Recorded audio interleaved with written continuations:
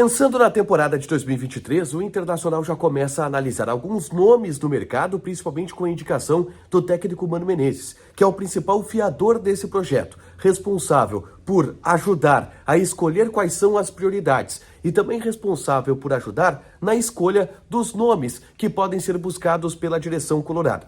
Os primeiros movimentos já apontam o norte que será seguido pelo departamento de futebol para reforçar o elenco na próxima temporada. 2 nomes já foram indicados, estão sendo monitorados e podem receber uma proposta no futuro. E a gente explica tudo agora aqui no A Dupla.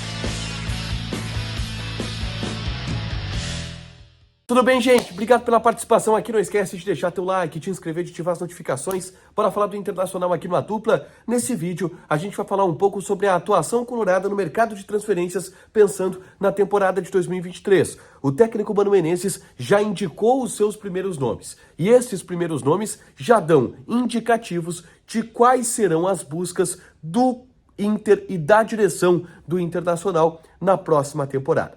Antes, eu atualizo para vocês que no Diário do Inter KTO de ontem, inclusive, da última quarta-feira, eu trouxe aqui a informação do Patrick de Luca, volante de 22 anos de idade, que está no Bahia e que tem contrato somente até o final deste ano. O jogador, de acordo com o que o próprio empresário do atleta confirma, está interessando ao Internacional e existe a possibilidade dele jogar no Beira-Rio. O Patrick de Luca é um segundo volante, um cara que tem como principal característica a marcação. Ele não tem uma grande estatística de gols e assistências na carreira, mas é um cara muito voluntarioso e um cara de alguma forma até versátil no setor do meio campo. Ele joga como segundo, mas ele pode jogar também como primeiro, e é assim que inclusive ele vinha jogando na equipe do Bahia. O Patrick de Luca é jovem, ele tem 22 anos de idade, tem contrato somente até o final desse ano, então é um jogador que a negociação não é tão difícil, tá?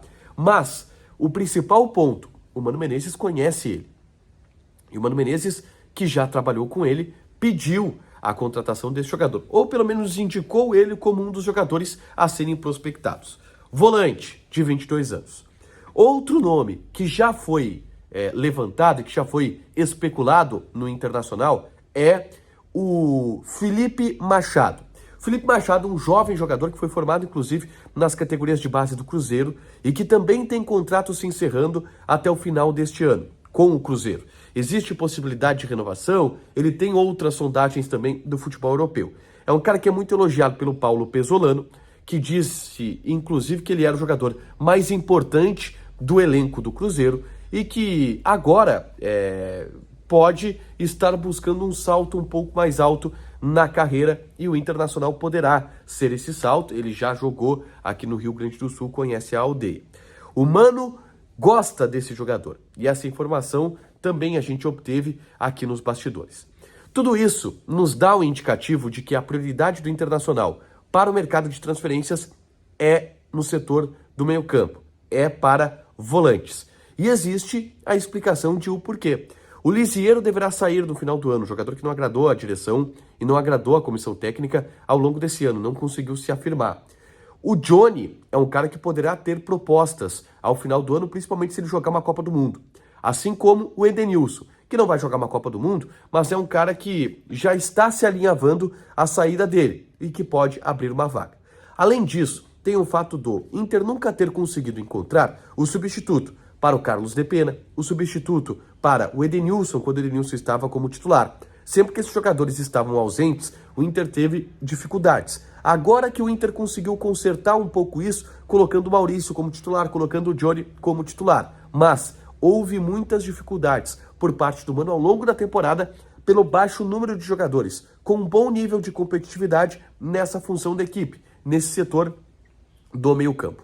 Por isso, a primeira prioridade do Internacional no mercado de transferências é para a volância, é para o setor do meio-campo. E aí o perfil ele está traçado. Jogadores jovens, tá, que possam executar mais de uma função. O Inter quer jogadores que possam rodar e possam ter essa versatilidade.